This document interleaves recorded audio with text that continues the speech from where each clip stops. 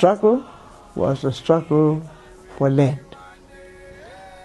It was all about the return of the land to the owners of the land. Today, as the Commander-in-Chief of the EFF, to say, Lenkakwa, ke kreti bana le gai. Bana ba tseba hore gai la bona ke kae. Those who are poor, they know where their home is. Those who are abused by white farmers, they know where their home is. Those who are abused, they know where their home is. Those who are unemployed, this is your home. You must never be scared that you'll be chased away from your home. Those who are rejected, those who are looked down, those who are written off, tell them that you've got a home now. And that home is called Winnie Madikizela. It's a Friday, Jumbo Africa, Zonga Africa, and the diaspora. Welcome and thanks very much for tuning in to yet another episode of the EFF podcast. My name is Titus Tungu. And as always, we're coming to you from Winnie Madikizela Mandela House. Today, we are dissecting the energy crisis in South Africa. And for that discussion, we're joined by Princy Mthombeni, Princess Mthombeni, the nuclear goddess. She's an expert in nuclear. Good to have you. Thanks for joining us. Thank you so much, Titus. Good afternoon to you. It's good to be here. Thank you very much. If you may, just introduce yourself. I understand you are a nuclear goddess. I know you as an expert in nuclear energy, and we're going to dissect, of course, the South Africa's energy crisis. But if you may, just introduce yourself. My name is Princess Mthombeni. Many people call me Princy. I call myself Omaduma. Oh, my. I'm the founder of Africa for Nuclear, which is an advocacy campaign that promotes nuclear as a contributor to achieving Africa's agenda for sustainable development. Okay. Yeah, that's basically who I am. But I work for the nuclear organization, and I've been in the nuclear industry for 15 years. Wow. Okay. Quite vast and well experienced. By the way, what drew you into nuclear energy? Why are you so passionate about nuclear energy? Number one, I joined the nuclear industry when I had no knowledge of nuclear. Like I got a call from the recruiter to say, you have an interview. I was jobless. You have an interview at this organization. Just go. Then I get there. It's a nuclear company. They gave me a job. And I started paying attention, listening. And I'm like, okay, this thing is the real deal. But most importantly, I started traveling the world. I've traveled 23 countries. I started traveling the world to learn about nuclear, to understand the energy systems of different countries. And I met nuclear advocates in different countries. And I was like, you know what? I need to go and disrupt conversations in South Africa. Energy conversations and make people aware of this, incredible technology that they are not aware of. So that's what drew me to say, I want to tell the stories of nuclear, the best stories of nuclear, because it has been misrepresented the whole time. So I want people to hear it from me, someone that they can relate to, and someone who understands them and someone who sees them. I'm very skeptical when it comes to just energy transition because it's quite controversial.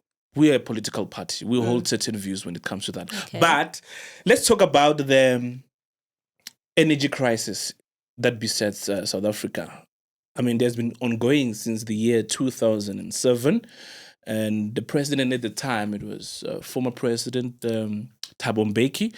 And what are some of the contributing factors to this phenomena? I mean, if memory serves well, 2022 was the worst in the history of load shedding in South Africa. We could go like 12 hours with rolling blackouts, load shedding, power cuts, and all of that. But Where does this energy crisis stem from? It stems from, number one, many things, by the way. Sure. It's just a construence of many things happening at once. But it stems from the fact that this government has not built the energy infrastructure since they took over. They only built Medupi and Kosile.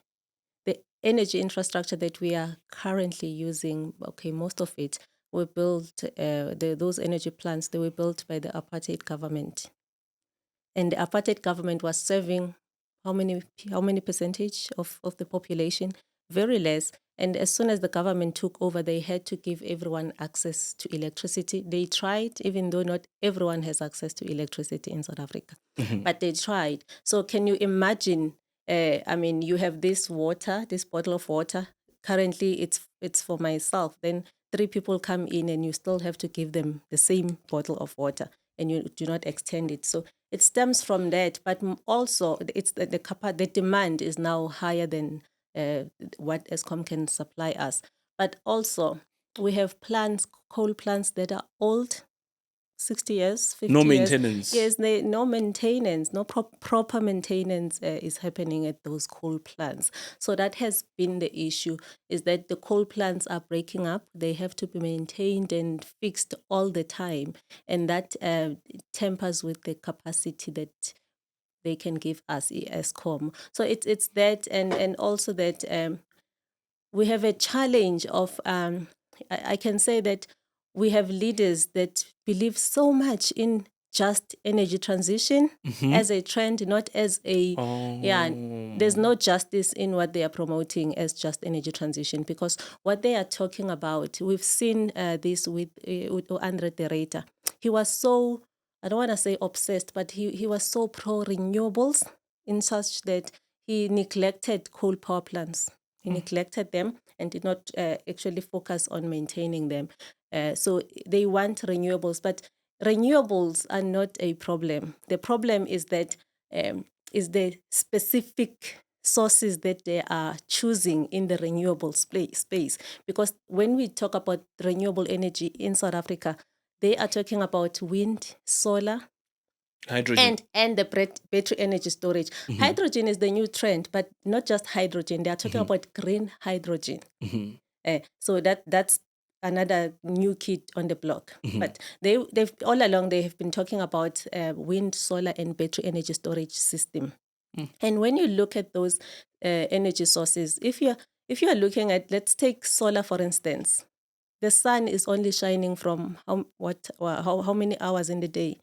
And then wind, in South Africa, how many areas where you can say there's wind that can turn those turbines? It very little, and that's the thing. And in terms of capacity factor, if you look at those energy sources, they are providing less than 30%. By saying that, I mean, if I promise you that I'm building this wind farm and the nameplate is 100 megawatt capacity, I mean that by 30% capacity factor, I mean that you are going to get this 100 megawatt 30% of the time. If people can check when we have load shedding, or when they can go back and check Eskom tweets or on X, when we had load shedding during peak time, when Eskom was reporting to say, okay, this is the capacity that we are able to provide. If you check renewables, there is very little, and we have 6,500 megawatt of renewables, of renewable energy capacity contracted to Eskom. But if there's load shedding and when they report during the peak hour, we get 1,400, and I'm being generous, out of 6,500. So that tells you how unreliable these renewables are that they are currently talking about. And all of them combined, they just contribute, I think, approximately 9% to the grid.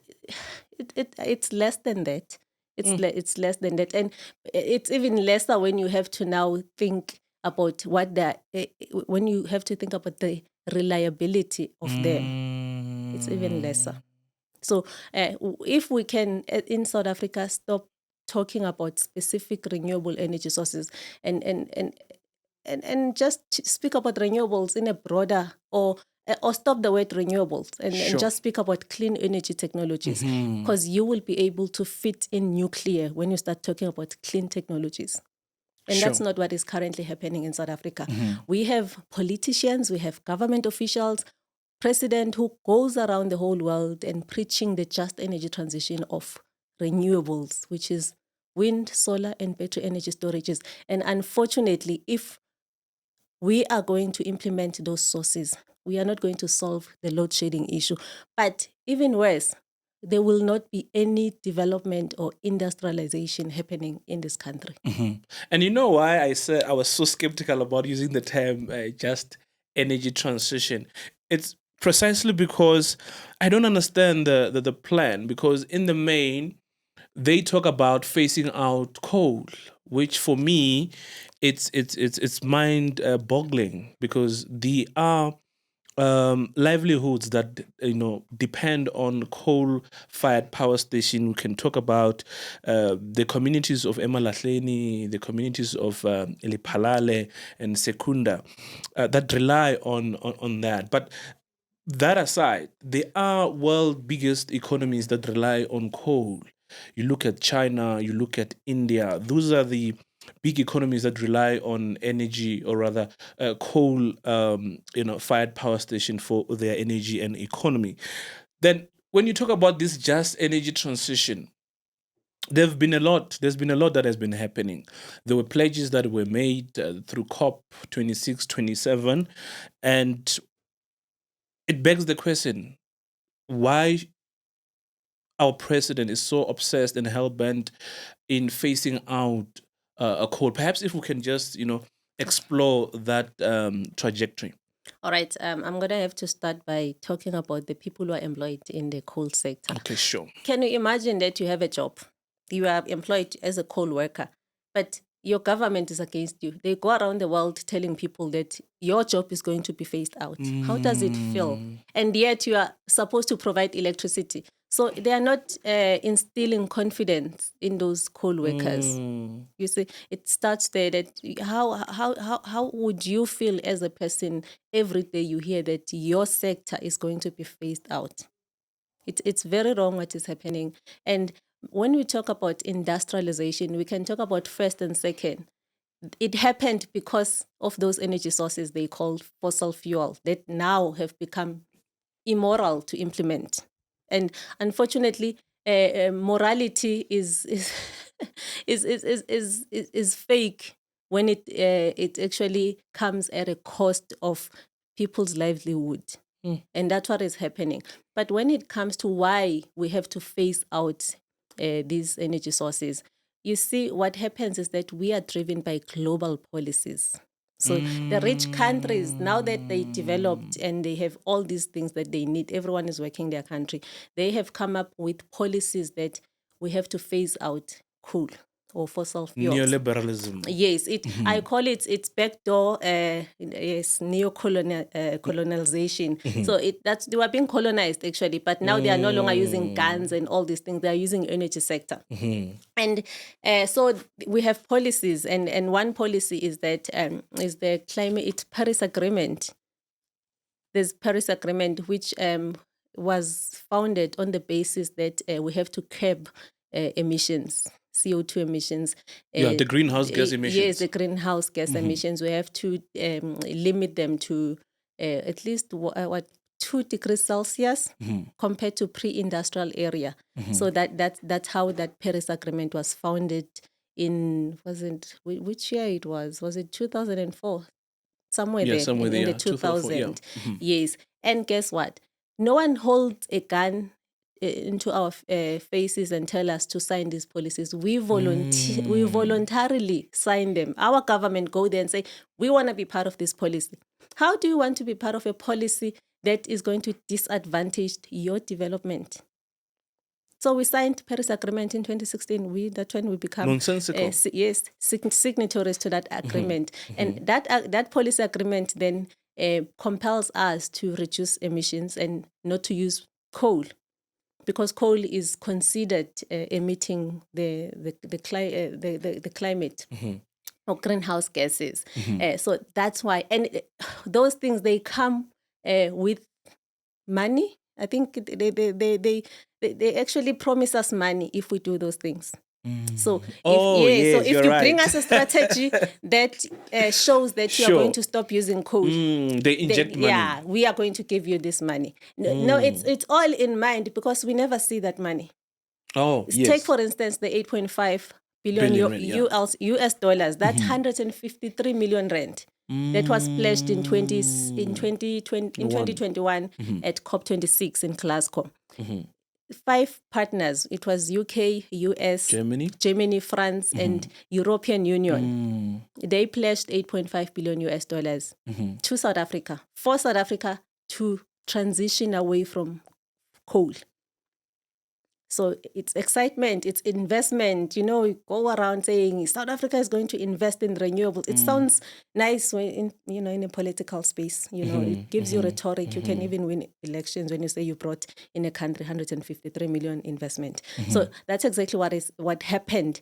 But that money ends up not reaching South Africa.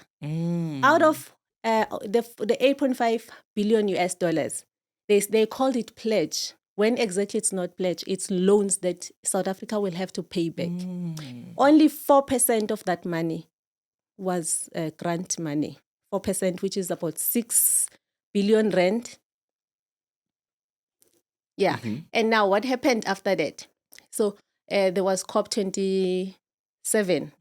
Okay. At COP28 in Dubai, our government, they then released 2 documents. That the first one was the Just Energy Implementation Plan to show now these partners how they're going to spend this 8.5 billion US dollars. But before that, President went to all these big conferences, Davos. So there was another one in France where we were clapping after he was talking, saying the 8.5 is not enough. So 2 documents were released at COP28. COP28. It's the Just Energy Implementation Plan as well as the Grants Register. The Grants Register now shows where the money has gone and who has received it. So they are now accounting for the 8.5 billion US dollars. But guess what? They are only accounting for 4% grants money. We don't know about the rest. So that 4% grants money, which is 6 billion rand. Now, the grants register shows 10 billion rand. So that presumably due to 2 partners who joined the partnership later. That's Denmark and Netherlands. You may have heard the president going to meet them to sign the agreement. So, that's why now we are counting the pledge, the 4% of the whole 8.5 billion, including the 2 partners, as 10 billion, let's say 10 billion rand. Out of that 10 billion rand, 76% of that money never left or never reached South Africa. It was used in companies and organizations of those donor countries. So Tina, we ended up with 24%. It went to our municipalities, civil society organizations, unions, and that. Germany, 3.7 billion of that money went to Germany. So that means the contribution in Germany, Germany. So what I'm trying to show people is that it's just rent-seeking game. Rent-seeking game. It's disguised as pledges, investment packages, and all that. When all that it is are just loans that we are going to have to pay back. So that's what happens to 8.5 billion. 24% of the 4% of the 8.5 billion has been spent.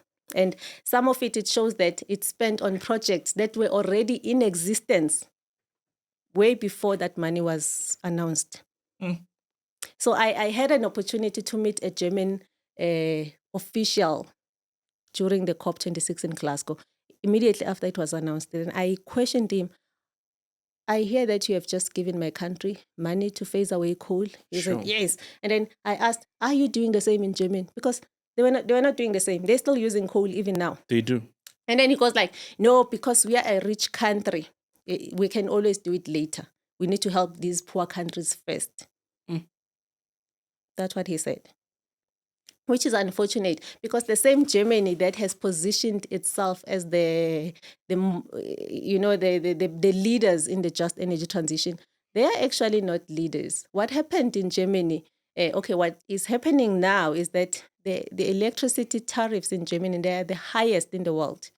They pay per kilowatt hour, which is the unit that we buy. They pay 7 rand something. Which is a lot.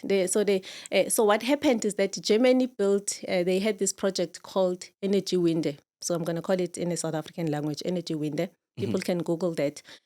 Where they built wind turbines and, they started now transitioning away from fossil fuels. They even shut down their nuclear plants.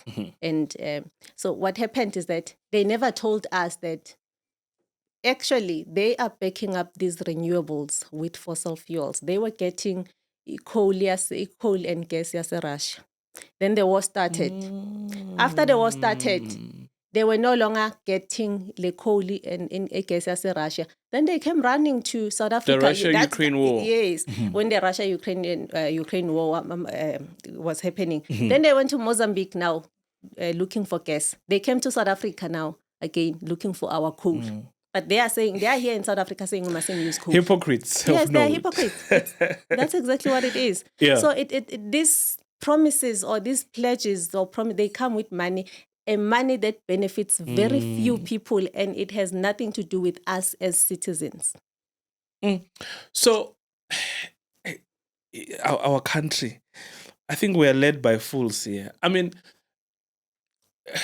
we have Kusile, we have Midubi power stations, which were recently built. If you phase out coal, what then happens to that infrastructure? What then happens to the people employed in that? What happens to our natural resource? Imagine telling the Emiratis to stop using oil and they get excited. That will never happen, only in South Africa. We have a lot of coal that we can still use for the next 100 years. But people are talking about phasing out coal. So in a country where you, obviously, Emiratis, they can afford, they have money. They don't rely on pledges. But we rely on pledges because we want to. It's not a matter of us struggling. It's a matter of having a government that cannot plan. But also, Titus, there's a huge problem that we hardly talk about. I spoke about these policies that we sign that now force us to comply with these stupid laws. But also we have NGOs in South Africa. We have NGOs, we have NPOs who are funded by these foreign countries to push the same agenda. If our government tries to come up with a project that is aimed at developing the nation or infrastructure development, they stop it. They go to court. Through court processes, they go and stop that project. They stopped the nuclear. They went to court in 2016 and stopped nuclear. We've seen it happening. They also stopped the extraction of oil and gas somewhere in KZN. They also stopped the coal from happening because there was coal in our energy policy, the integrated resource plan. There was coal capacity of, I think, 1,500, meaning the country can build a coal plant to the capacity of 1,500 megawatt.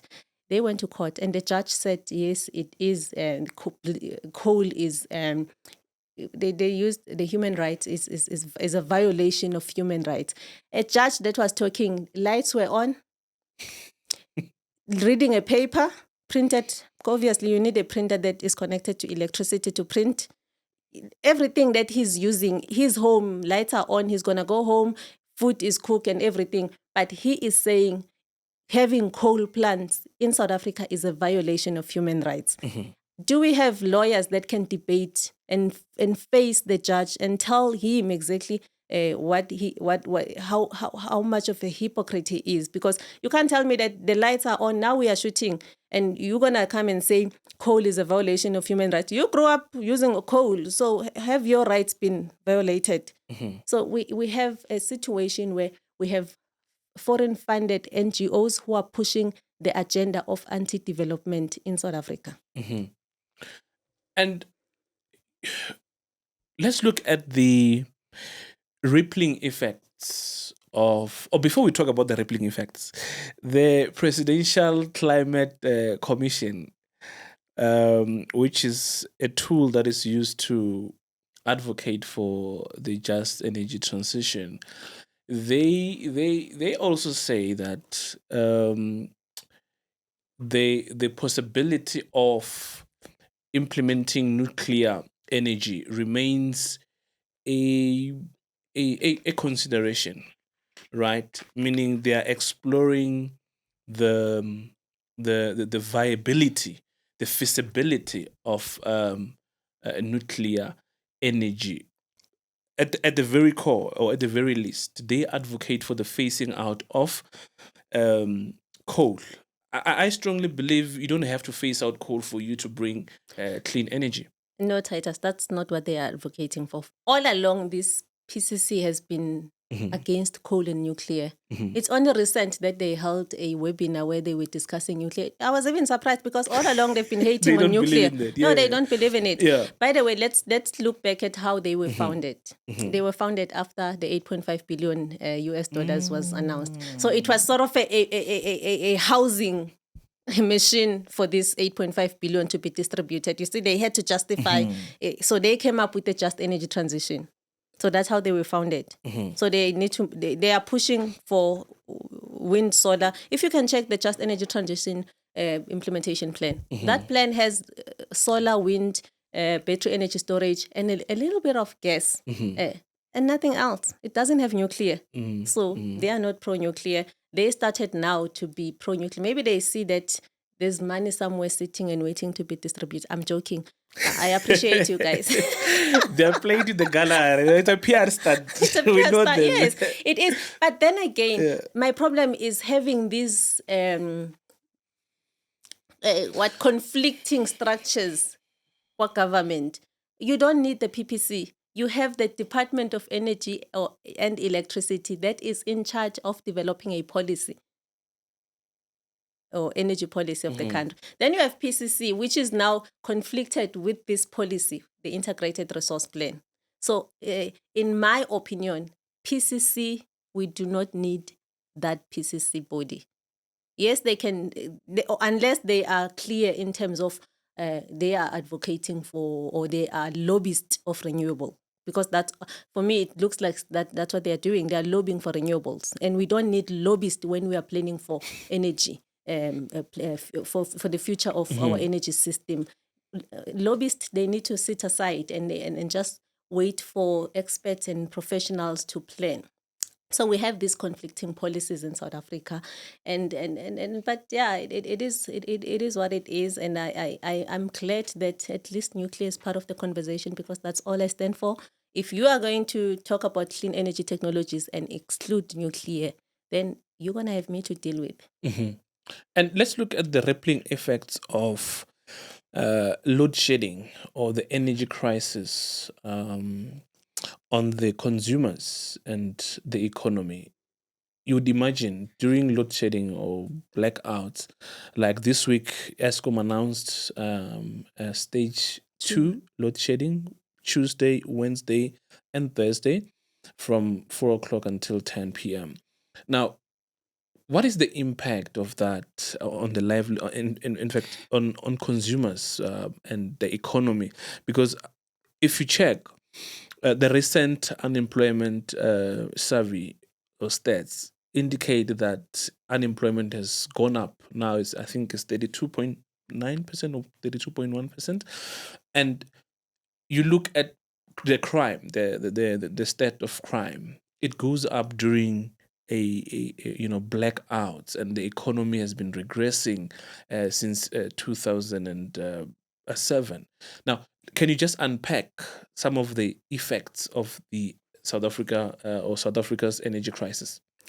The effects are huge, because you have these small businesses. Like if you have a bakery and you are baking breads and other things. But what happens is that when you don't have electricity, that means you cannot bake, you cannot supply your customers. And by not supplying your customers, then you are not able to make money.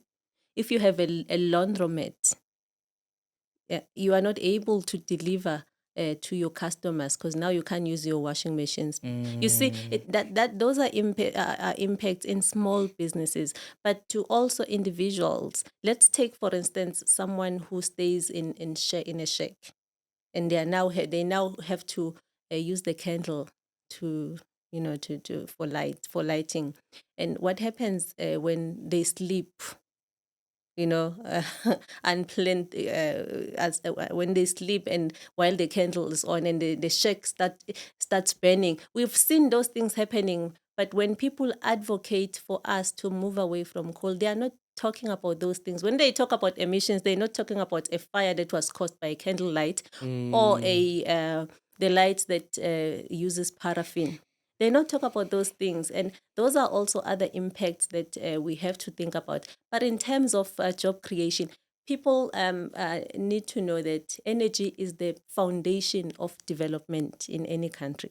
That's why a couple of weeks ago, when Spain had blackouts, it made international news. Like, what? It was international news because these developed countries, they've never experienced blackouts. It's our thing. But we have normalized poverty in such that it becomes normal when there's announcement that the stage 2, we should just be happy. What else can we do? So so energy is the backdrop of any development or a national's development. And without sorting out or getting the energy sector correct, you will not develop as a country, because everything else, it comes up. I mean, to attract investors, if you want, let's say, Mercedes-Benz to come and have a plant of assembling their Mercedes-Benz, you need electricity to do that. But it also affects the health sector. Yeah, because in hospital, they use electricity. So it affects a whole lot of things in schools. It is a very bad situation. And I wish one day our politicians, they rally for a energy sector that is 100% sorted and that works for people. Let's look at some of the factors: corruption, mismanagement, and sabotage within Eskom, which is our power utility. You look at the era of the Gupta family, we have had many stories, many reports. Even the State Capture Commission of Inquiry has also found that the Guptas captured Eskom. They got tenders irregularly and even supplied, Eskom with substandard coal. Let's look at how corruption has contributed towards South Africa's energy crisis. You spoke about the substandard coal. Yeah. Corruption does contribute a lot to our fall or our infrastructure fall. But also what happens is that we have normalized corruption by not, I think, instilling law. We're a lawless country.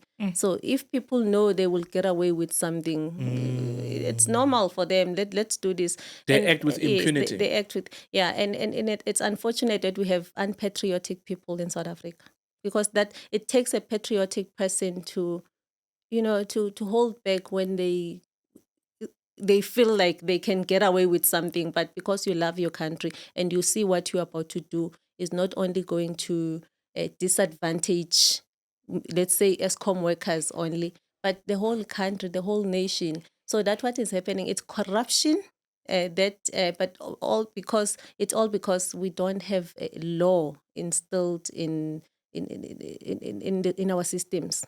There's no law in this country. People just, there's nothing, and I blame it on our constitution. Are we a banana republic? Yes, I blame it on this constitution that is called the best in the world, because it protects everyone, including those who violate law.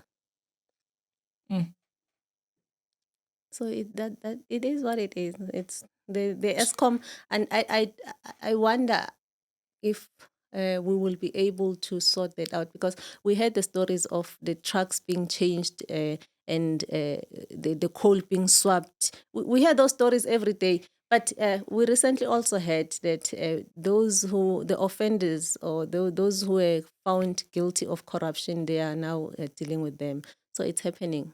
Let's hope that Dan Marukane, okay, he's no longer new, the current CEO of Eskom, will be able to deal with that. But it's a very dangerous space. Yeah, it is. And when you look at the nuclear energy, we only have Quebec power station, the only nuclear power station in Africa. Why is there no progress or notable progress to bolster the initiatives around creating nuclear energy? I mean, yes, we heard of the granting of 20-year license to Quebec Unit 1, but why is there no sufficient progress to support and build more programs that support nuclear initiatives? Earlier on, I said this government has not built anything.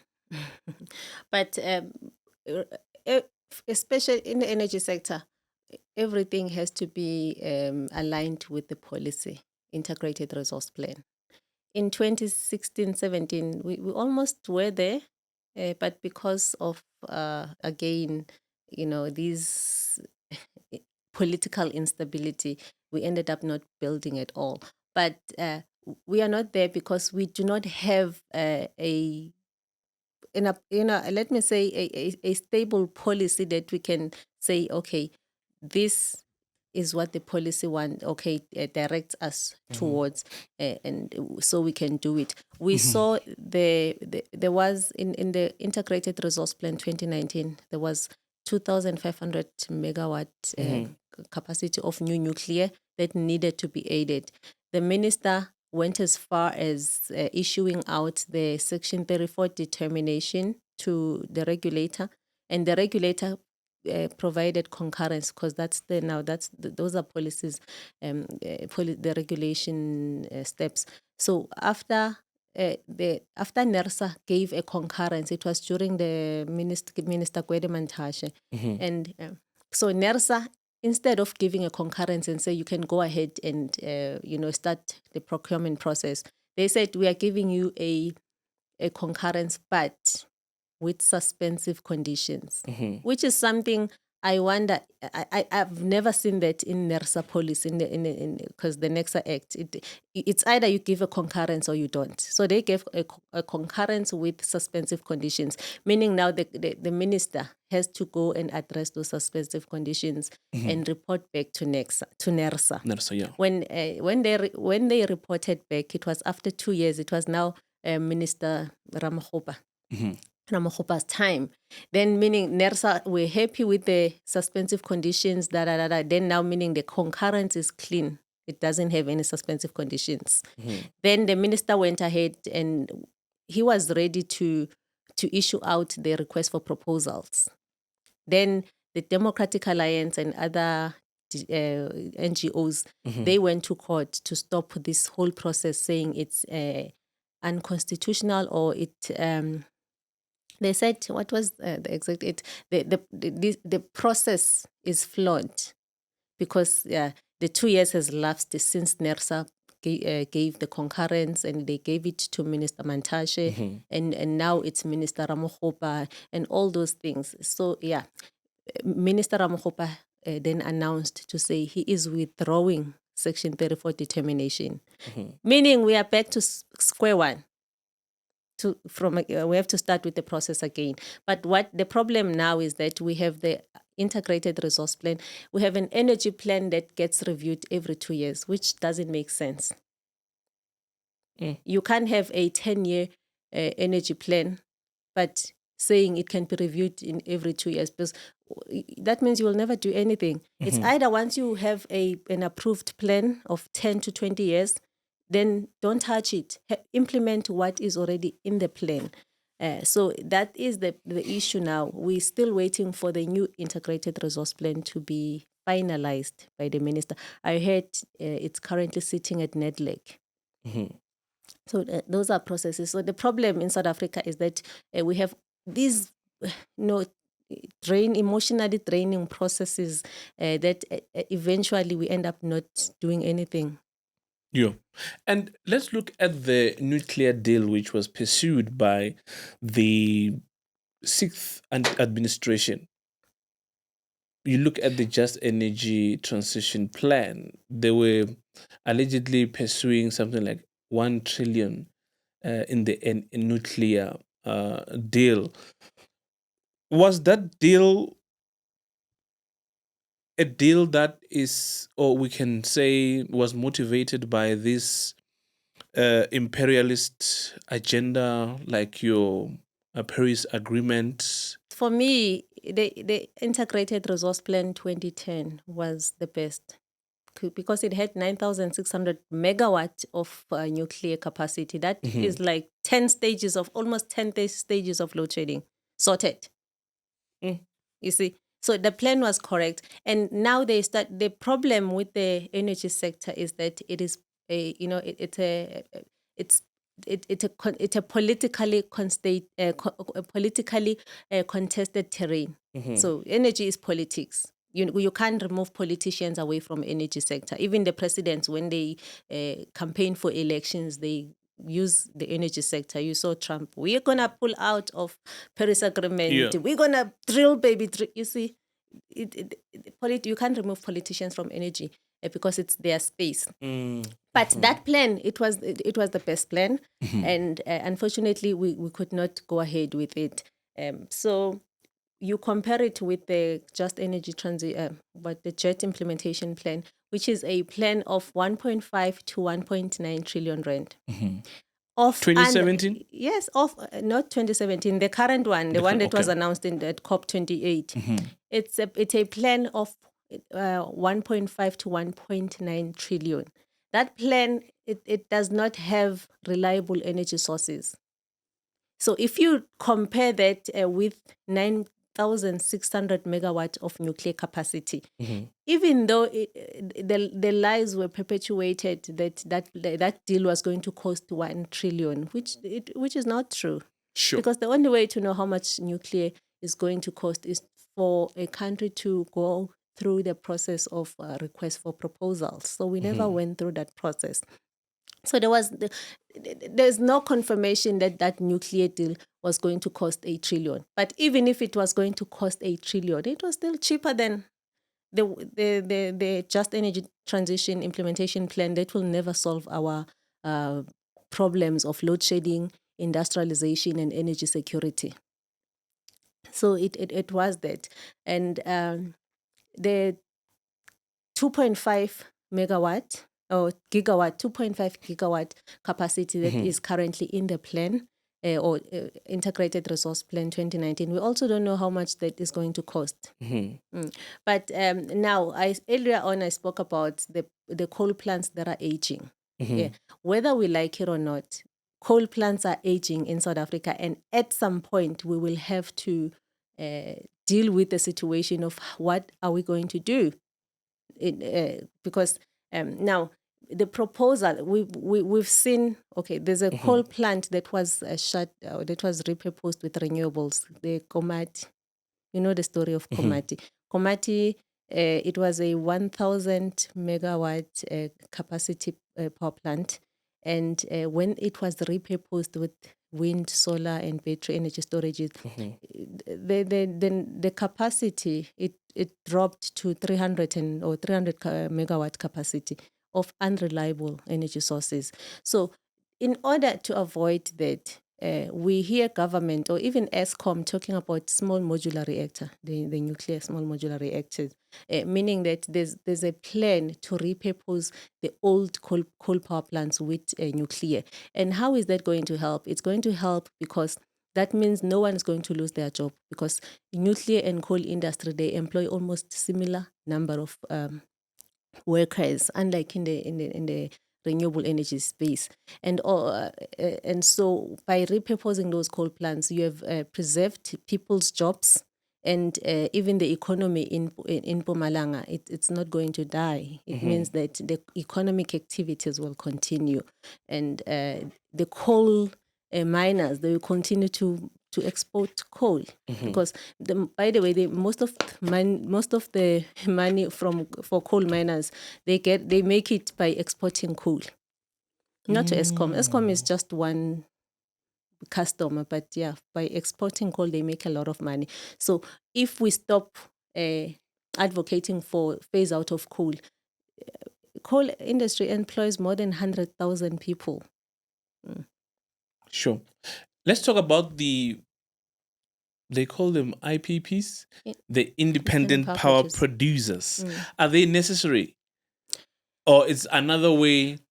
In fact, the ANC guys, they call it, or they wanted unbundling of Eskom to be implemented.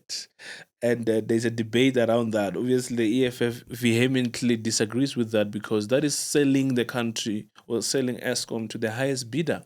I mean, if you allow private sector to creep in the power utility that is responsible for 95% of South Africa's electricity, I mean, you are selling out because the state has got the capacity. All we need to do is to deploy the necessary resources, deploy and appoint the necessary skills needed for us to achieve, energy security. Some people argue that a monopoly of such as Eskom is doing what is doing or not able to operate within its full capacity because they know, I mean, there's no other options. It's just them.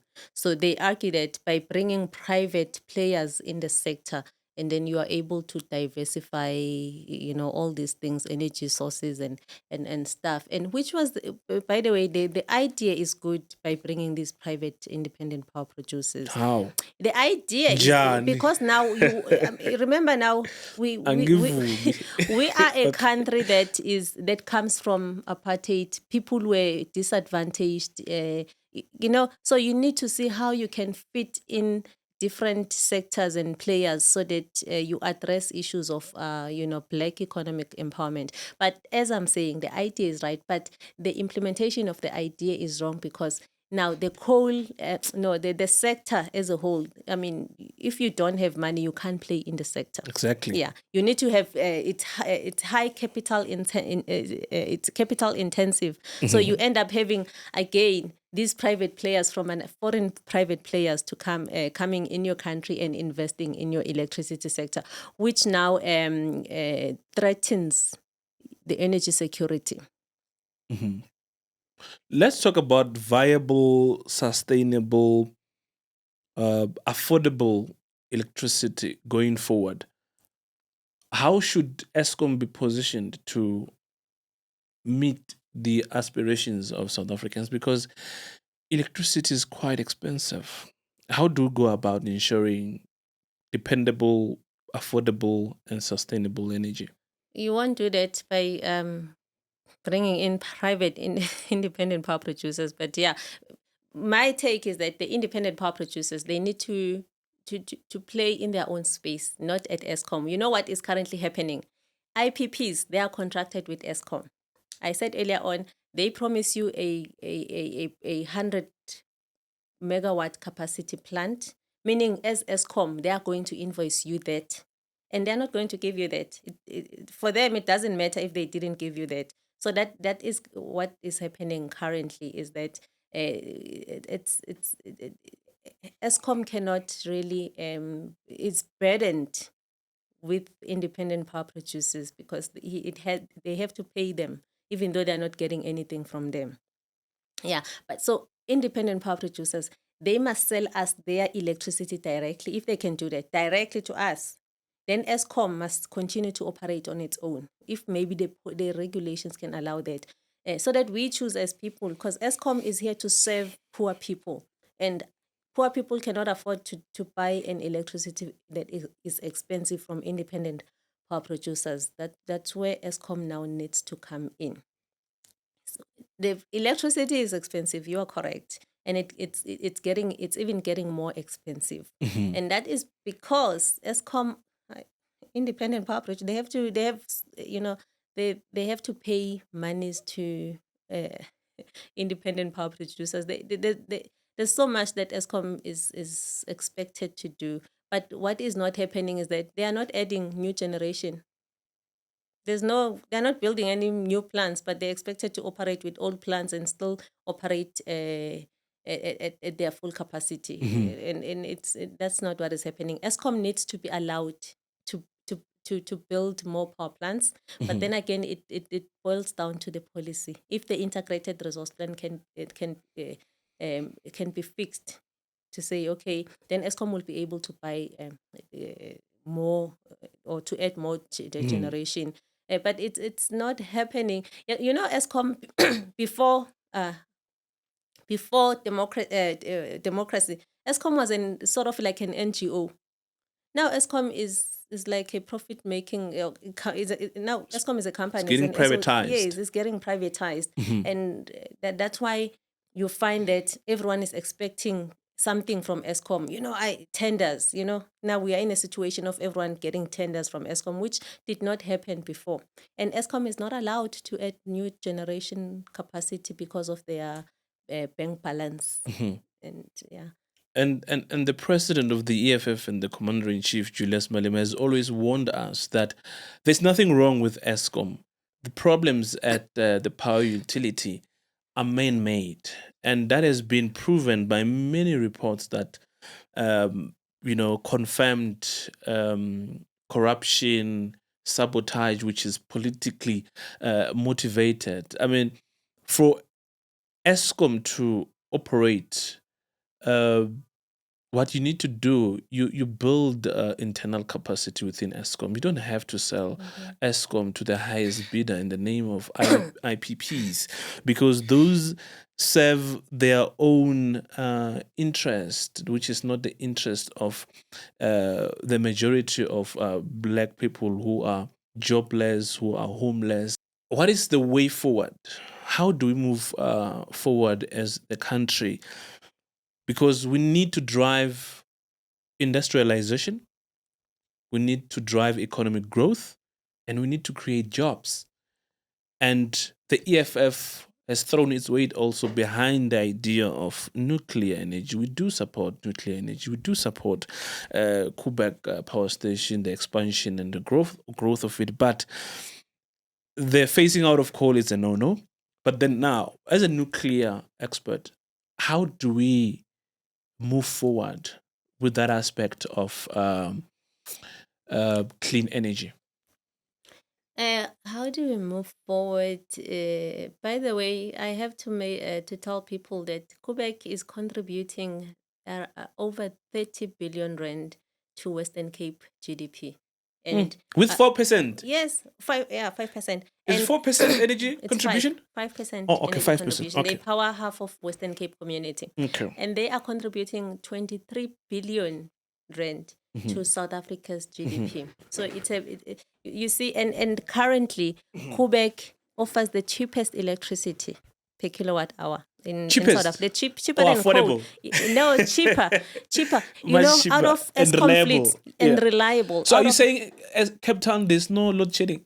No, there is load shedding because now Eskom has to make sure that everyone shares. Yeah, sure. Yeah, but it's cheaper than per kilowatt hour. It's the cheapest electricity they get in their fleet. They get it at around 10 cent per kilowatt hour. Coal is 40 cent, then followed by then your renewables and others. So nuclear does offer cheap electricity. Because operating a nuclear power plant is now cheaper, and it gives you reliable. You do not rely on wind or sunshine in order to have electricity. Once you put in the uranium fuel in the nuclear power plant, you will refuel after 24 months. That means for 24 months you have stable, reliable electricity. That's what is happening at Quebec now. By the way, nuclear it comes from uranium. We mine uranium, and we have uranium mines in South Africa. So the solution is that let's build more energy infrastructure. Yes. Let's increase the capacity of 2,500 megawatt to 9,600 megawatt in South Africa and build. You see, you said earlier on, Quebec is the only nuclear power plant on the African continent. Egyptians are building the nuclear power plant. So the second nuclear power plant in Africa is going to be in Egypt, and the capacity there is 4,800 megawatt. The construction is currently happening. I had a privilege of visiting that construction. Oh yes, I saw. you saw, Yeah. And So you're this- given a chance to address the panel there. Yes. So there's 24,000 people working in that construction. It's currently the biggest construction site in Africa. 24,000, and that number is going to peak at around 35,000. Russians are building in Egypt. Yes, and it's 4,800. That means Egypt is Osdlula, because Quebec it's 1,800 and what 1,000 around 1,800 megawatt capacity. It's only 2 unit reactors. In Egypt, they're gonna have 4 reactors. Yeah. So bazosdlula. So that is the solution, because if you have 9,600 megawatts of nuclear aided into your energy generation, you have solved generational problems, energy problems, and most importantly, you have industrialized, you have addressed the issues of energy security in the country. So, would you suggest the building of more nuclear power stations in South Africa? That's what is happening around the world. By the way, we heard at the very same COP in Dubai, COP28, they announced that 25 nations have pledged, have signed a pledge to triple nuclear energy capacity in the world. Yeah, and that pledge was led by Americans. Americans have more nuclear power reactors than anyone in the world. Yes, they have more nuclear reactors. And then we also have the likes of France. Most of France's electricity comes from nuclear. And they don't have uranium.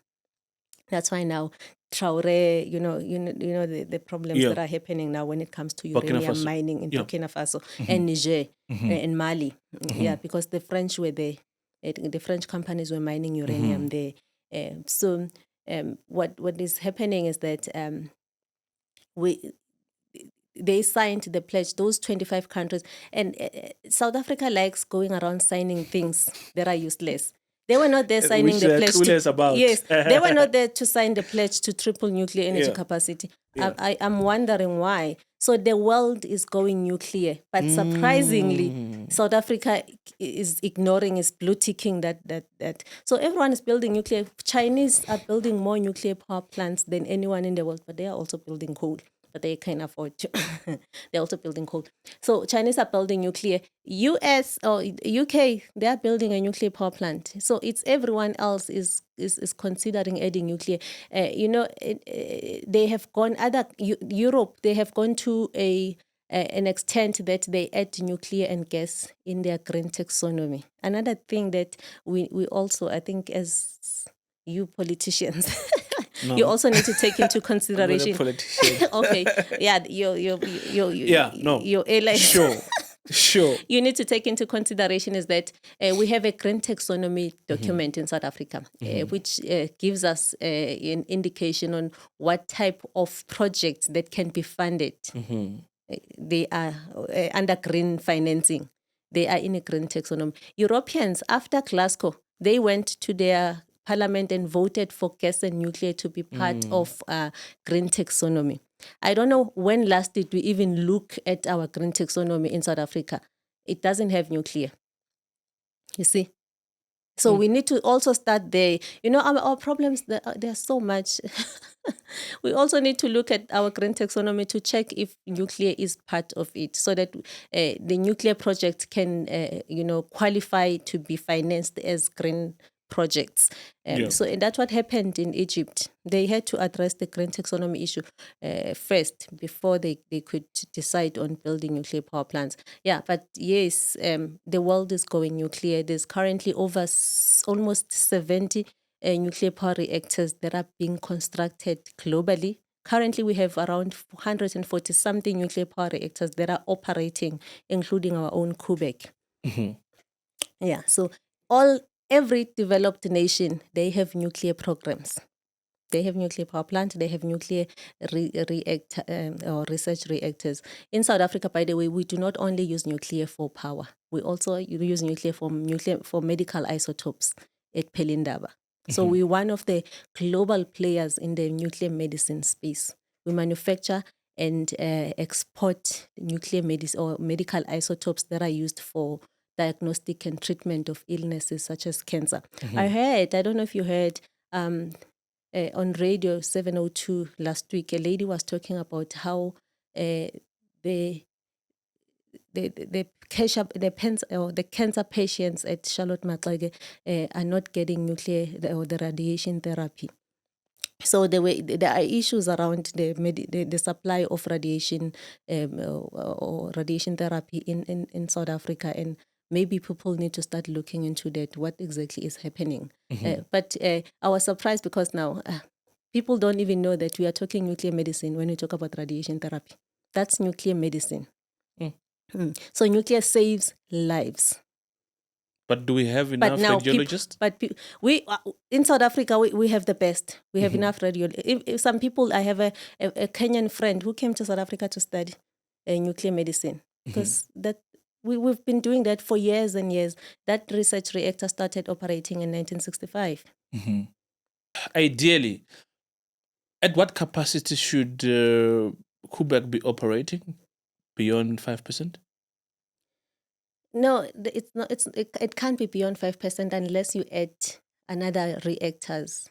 Yeah, that's what I mean. How do we capacitate Quebec for us to at least, cushion the impact of load shedding, because we cannot survive like this going forward? You need to add more power reactors. That's what needs to happen. A decision has to be made that we want to build more, or we want to add more power reactors in Quebec, which, by the way, is the decision that was taken during 2017 and 16 when the environmental impact assessment authorization was given. There were a number of earmarked sites for nuclear build program, and one of them is in the Eastern Cape in Jeffreys Bay. They call it Stay Spent.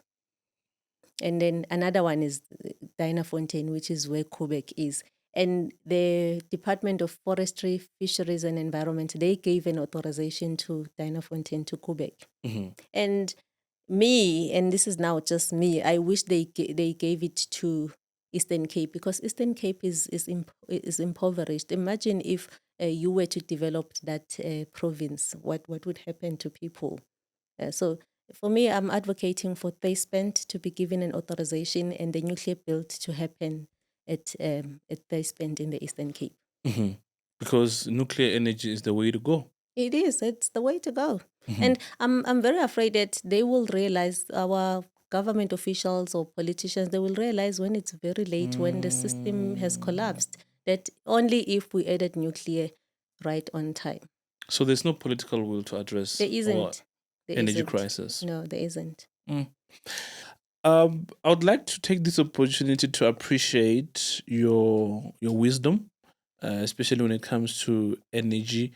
We are a nation beset with energy crisis, and we need more brains like you to guide and contribute in the public discourse to find lasting solutions on our energy crisis. So we do hope those who have got ears will listen, those who have got eyes will see, and do the right thing. And I think the people of South Africa need to give the EFF a chance, because the EFF strongly believes that it can restore the dignity to black people. But thank you very much for coming through. Any parting shot with regards to nuclear energy and ensuring that we bring load shedding and our energy crisis to a halt? The parting shot is that I urge South Africans to support Minister Ramokgopa, because he understands energy and he's trying. Unfortunately, when you have all these conflicting structures and, it becomes difficult for him, but he does need our support. And whenever an announcement is made that he's, trying to push nuclear, Let's rally behind him. He's our minister currently. And without our support, the space is very hostile. And without the public support, minister will not be able to do anything. So I urge everyone to support him. But I also want to thank people who made sure that I sit on this chair today. Those because ones are without them, I would not be here. And you know, they tag me on X and you even retweet them. I'm like, Yes. This one is exposing us now.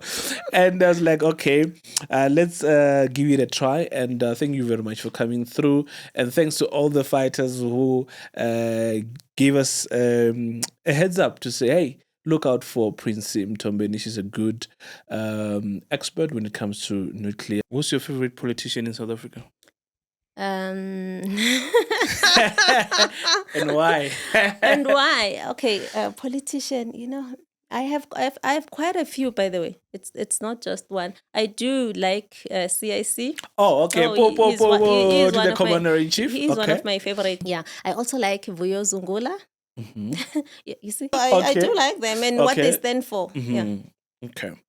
All right. Because I run an African nuclear Africa for Nuclear campaign, so it's aligned with what the EFF is trying to achieve on the African continent. For me, I'm for the development of African nations. Yeah, I want to restore the dignity. Because energy access will restore the dignity of Africans.